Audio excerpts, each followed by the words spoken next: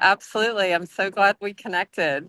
It's so Yay. fun that Pamela and I are in the same state instead Oh, of that's me right. being in Colorado. I'm in Oh, Florida. Can you tell? oh, come Uh, on. I was just gonna admire just the blue sky, let alone I didn't know where else you were gonna be. yeah, Great. no, Oh, I'm but sure. I'm really happy to be here with you both, and everyone else that joined.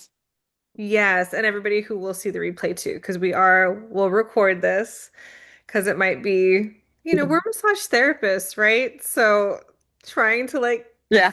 follow the link to the new place.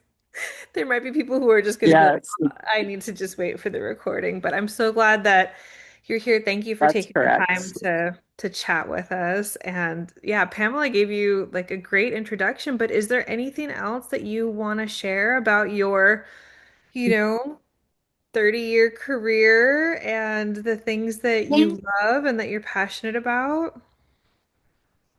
Well, I missed the introduction. My goodness. Thank you, Oh, Pamela. I Oh, missed you're that. welcome. My Pamela and I pleasure. had Pamela and I had the good fortune. We met in person for the first time in 2017 or 18. Was it, Pamela? Yeah. I think it must have been 2018. Yeah. Yes. And Pamela came to Colorado where I was teaching the pre and perinatal massage therapy workshop. And I think one of the things that I love about teaching this work is working in community with other professionals who care about mothers and babies and using skilled touch to elevate the care that pregnant, birthing, postpartum people and their babies receive. So, I think you probably shared that Carole is like my professional mom. I've known Carole since the mid 90s when I mhm. first took her workshop, and we've stayed in touch, Carole Osborne and I, over all of these years. And probably about 15 years ago now, maybe even more, she said to me, it's like, I want you to come teach with me. And I was like, I'd love that to teach with my professional mom.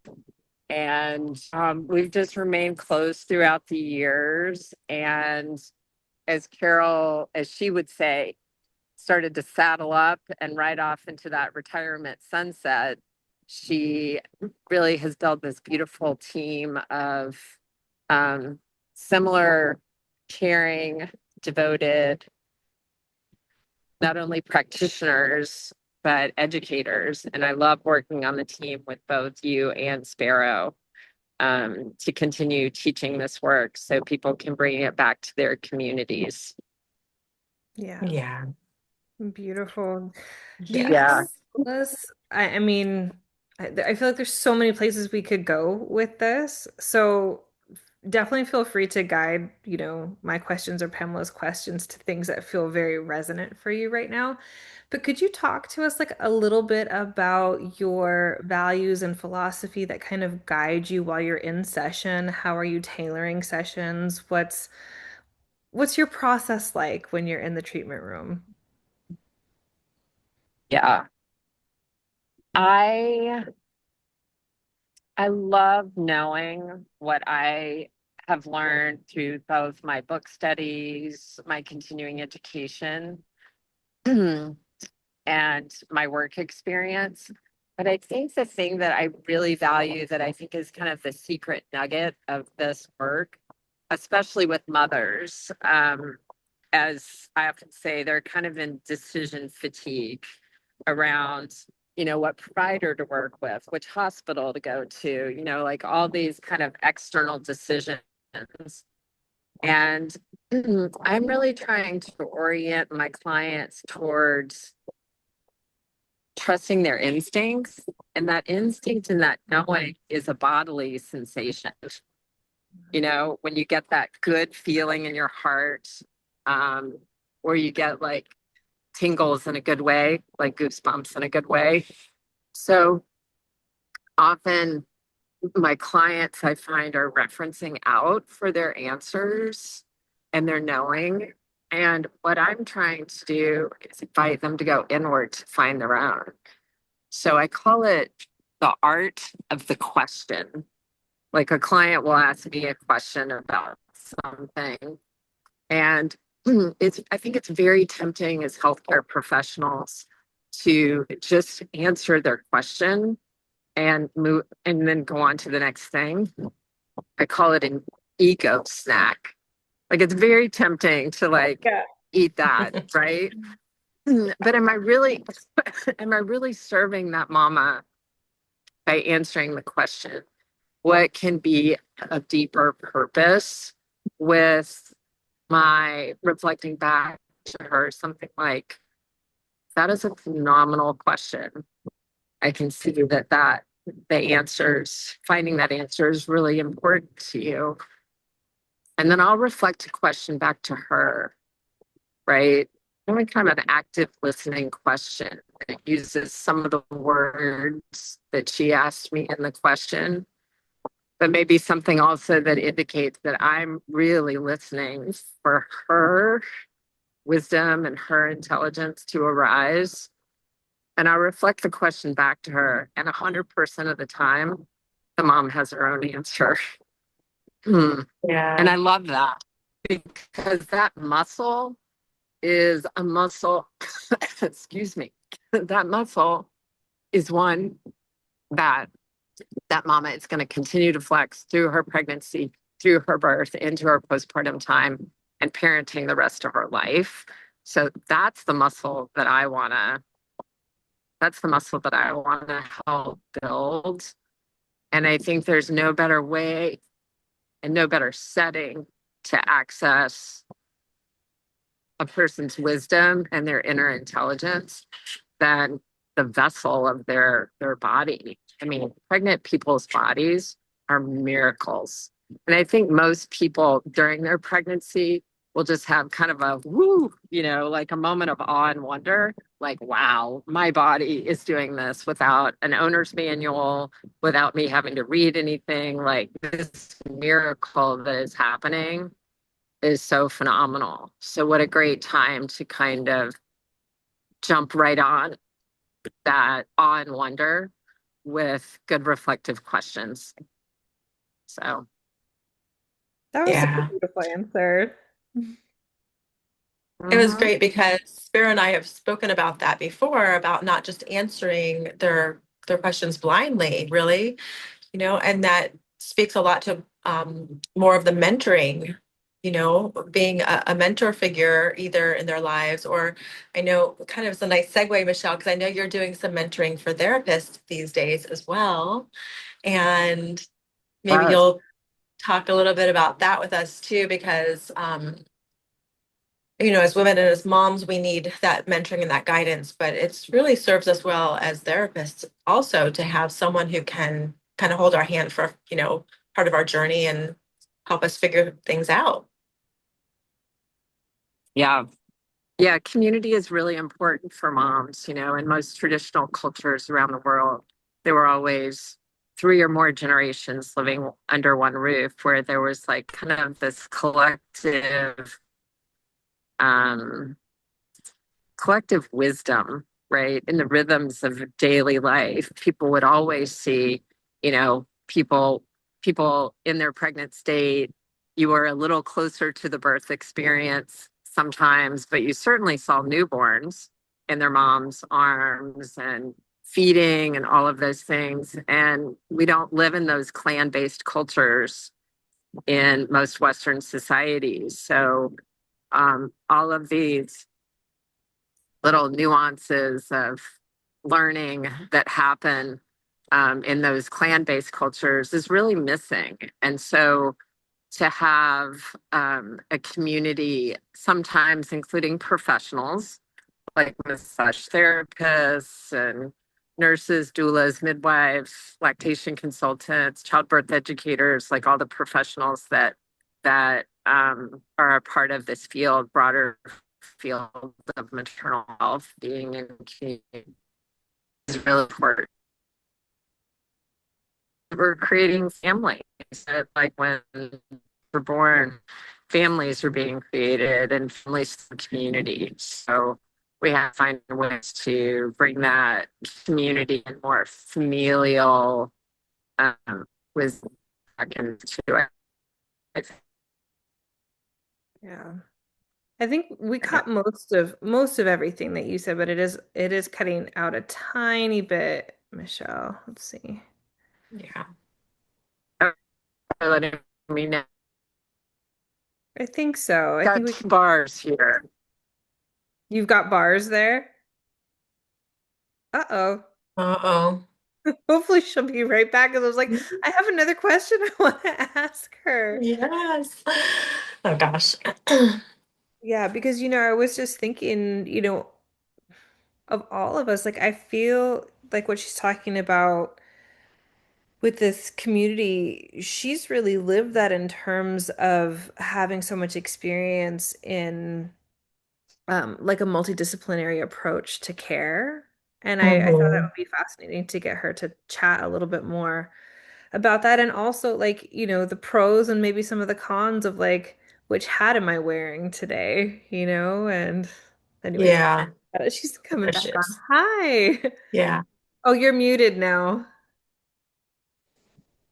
I just moved a little bit. It looked like I had two bars, but it looks like it's kind of floating in and out. So I'm going to move You're until great we get a now. more So reliable signal. Yeah, that sounds great. Okay. yeah, and sorry, can I ask another question or were you still in the middle of a thought? I don't want to cut you No, off. no. Okay.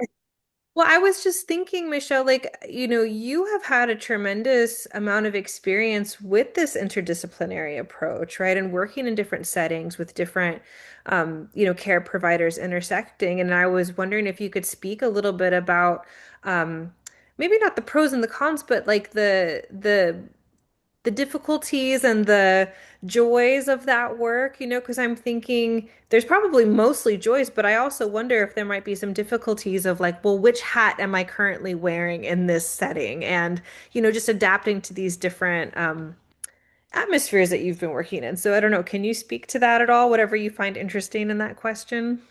Yeah. I would say I had the privilege to work in a hospital for 12 years, and it was my little Colorado local community hospital that was very, very progressive. And actually, the elders in the community in Longmont, Colorado wanted access to acupuncture and massage and Tai Chi and all these cool things. And so they wanted the hospital to include things like that. And then, of course, other people that weren't 55 and better in age decided, hey, we want some of that too. And so the Health Center of Integrated Therapies was born, and we had a staff of about 25 practitioners. We did 14,000 inpatient and outpatient visits every year, including a standing birthplace massage therapy program where every single woman who birthed at our hospital received a complimentary 30-minute massage after her birth. And for many of the women, it was their first experience receiving a professional massage. And it was fantastic. So we had one of the I think the 12 of us massage therapists up on the third floor on labor and delivery, doing massages with the mamas every morning, 365 days a year. And I think what that experience taught me, and I think doing some traveling internationally and going into healthcare and maternity pockets in some other countries, is I realized how compartmentalized we are in the United States. Like we have all these individual specialists, and it creates some overwhelm for Yeah. mothers to access the services that they're looking for. I mean, it's not unusual for a pregnant person who's taking really good care of herself to have like 6 to 10 people that are on her team during the pregnancy. You've got this person for this person for this, and it's a little over the top, honestly. And I think what I appreciated about traveling in some other countries, seeing that sometimes they relied on fewer traditional healers for a lot of the same services that are spread out in the United States. But also, I've been in interdisciplinary classrooms where the cross-pollination of knowledge and perspectives from these different specialties, as well as the respect that's generated when interdisciplinary professionals spend more time together than just a pass in the hallway, um, Wow. where they really get to know each other's disciplines a little bit more. And what I experienced was like a profound respect was developed. And out of that, I think develops better teamwork and referrals and collaboration in the care of even one pregnant human, one pregnant person. So I've been pretty passionate about trying to facilitate opportunities where there can be interdisciplinary teamwork. I got to experience that a lot as a birth doula, working in primarily hospital settings where you're working with nurses, midwives, physicians, and then they change shift, and then you got a bunch of new people coming on. And what happens when there's great teamwork? The bottom line is there are better outcomes for moms and babies. And that's something that everybody can get on board with. And I think when we see things from that perspective, that our interdisciplinary teamwork is really fruitful in the end game for moms and babies. Like it's easy to get everybody on board with that, I think. Um, I had the privilege a number of years ago to be asked by an OBGYN who I'd worked with many times. He's like, can you talk to us about why women don't trust OBGYNs? And I was like, why are you asking me? Why don't you ask the women? Right? Like, but I ended up doing a presentation to a room of about 60 OBs and a couple of midwives about basically listening was kind of the end game, like really creating like a great relationship and a great rapport. So it's interdisciplinary teamwork has got to be where it's at in the US and all the Western countries where we have all these remarkable specialists, but they need to work better together. So to serve the mamas. So that's what I'll say about that. That's great. Thank you. Pamela, do you have any itching Okay. questions or? Can I tell you a funny story? Yeah, Sure. please. Mhm. So I think that there's this idea sometimes that integrative medicine and some of the old traditional ways of healing or something that got invented in a yurt somewhere in the mountains in Colorado. It's like a recent thing. It's like these disciplines have been around for a very long time. Massage therapy, pre and perinatal work specifically is just one of them. It's nothing new. But one day when I was walking in the hospital and I was up on the floor and getting ready to go into a patient's room, a physician kind of approached me and he's like, what is it that exactly that you're doing? He was new to the team there, and he was not one of the original physicians that signed the standing orders for every patient to receive a postnatal massage after their birth. So it was a point of education. And I could have been offended by the way he approached me, but I was like, this is an educational opportunity. So I was prepared with my little 30-second elevator speech about pre and perinatal massage therapy. And I said, I'd like to circle back with you to talk more about this because your question is a really good one. And over time, we formed a really amazing relationship based on curiosity, good questions. He wanted to know more.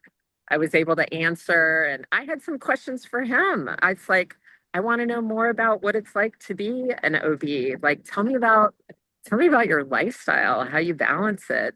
And so I think when we can reside in curiosity and stay really attached to the benefits of our teamwork versus turfiness, you know, um, of, you know, I think there's often like a little bit of a war going on between what's called traditional Western medicine and more of the integrative or complementary therapies. And the more that we can disarm people with our curiosity, not only about what they do, but open our hearts to sharing with them about what we do, things go really well.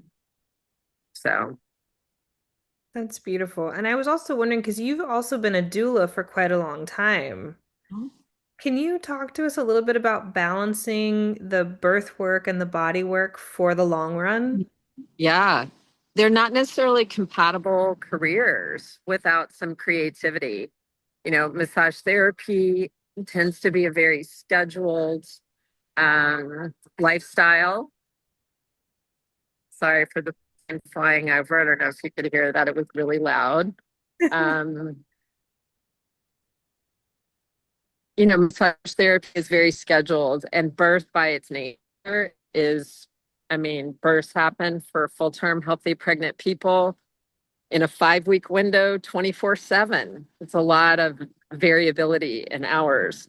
What I encourage massage therapists who are thinking about adding doula work or massage therapy to the careers is to work in a team. Holding call 24/7 for a family in a 5-week window between 37 and 42 weeks is a heavy lift. And to do that alone is not very realistic. So finding like-minded doulas in your community who you would enjoy working shoulder to shoulder with, so that you can share call and share the responsibility. So the realities are when someone has a full day of clients and cannot easily step away from their massage therapy practice to be in attendance at a beautiful birth or someone's important birthday, or heaven forbid, someone gets sick, which happens sometimes, or someone in the family that you have to care for gets sick. It can be a little bit of a train wreck if you don't have a really great team of people that you're working with. I was very lucky early in my career to be asked to attend births before I became a doula. And I would politely say, no, I'm sorry, I can't, but let me refer you to this wonderful doula team.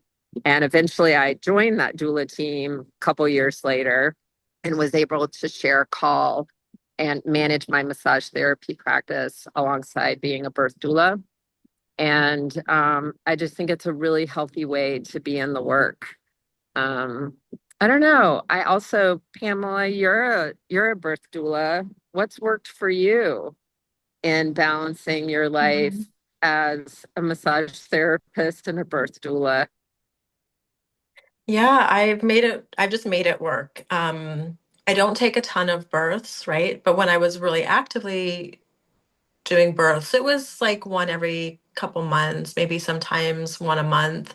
And um and the cases where and I've always pretty much worked alone for the last good amount of years.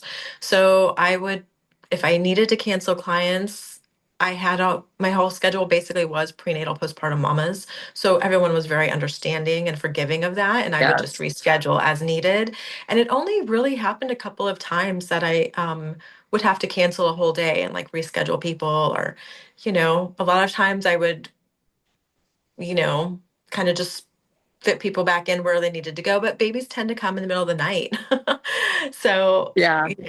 that's, or sometimes on a weekend, when mamas are most relaxed, right? So it just always seemed to Yeah. work out. But I love the idea, and I'm very hopeful to be working in a team soon, and have that, Oh, that like, be able to rely on each other and back each other up like that. yeah. Absolutely. Yeah. And I think the other thing that I would say, knowing some about your family, Pamela, you have doula angels at your house Yeah. because your family is very supportive of you Mm. attending first.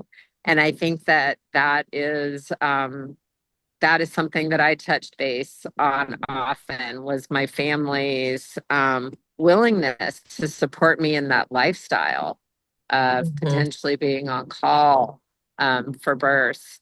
And I actually had a doula colleague, Renelle. She's now an amazing home birth midwife in Colorado. And she did something really cool with her kids. She would tithe with her kids, like when a client paid her for a birth, she would actually share part of it with her family because her family had I love that. supported her in carrying on with the rhythms of things at home. Like somebody else would have to cook a meal and someone else would have to start the laundry and someone else would have to do this, maybe that mom who was away at a birth had done. And I just thought it was a beautiful way to include her family very intentionally in the gift of supporting birth because it's not just one doula supporting the birth. There are a lot of other people behind her, which I call the Mm. doula angels, because people would ask me, how do you do this? Like, how are you on call? I was like, I have doula angels. I So, love that so much. And it's so true. It is a yeah, family affair because, if there's whoever the partner is in the family, if there's someone else, like another caregiver, they have to be able to pick up the pieces. The kids have to chip in. Everyone knows mom's gonna might be gone in the morning or for a whole day. Yeah, that's really great. Yeah. yeah. We knew that this interview would fly by, and of course it has. So, Michelle, can you talk a little bit about how people can work with you and in all the different capacities and the things that you're doing in this world? Yeah, thank you. I'm very excited to be teaching 3 pre and perinatal massage therapy workshops in 2026. The first is going to be at the end of April at the Simpkins Center of Allied Birth Vocations at Bastyr University, which is just north of Seattle in Kenmore, Washington. The pre and perinatal massage therapy workshop has been offered there annually, I think, for over 2 decades.